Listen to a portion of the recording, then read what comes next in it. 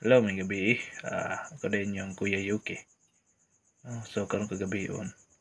Maghisgot ta kung nganong i-bless ang usa ka tawo ni God. Na 3 reasons akong ihatag sa inyo. Number 1 na kung ang tao is hilig kay siya mo-share bisan pag gamay pang naa sa iya karon, then kabalo na siya mo-share sa uban. So, unsa na sa iya makahatag siya sa uban.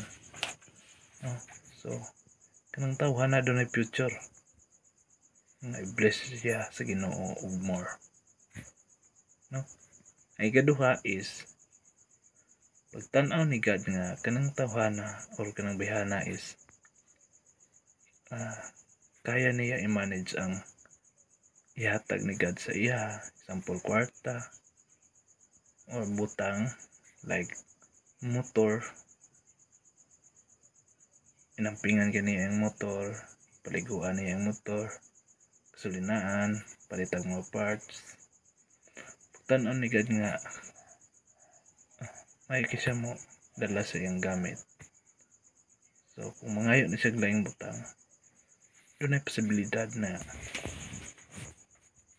okay si God. Like kung mangayo to siya sakyanan in the future, or tagay kong sakyanan, doon ay chance, dako nga chance nga ihatag ni God kay natarong man niya pagdala ang iyang mga gamit. So ikatulo is kuan, i-bless ka ni God kay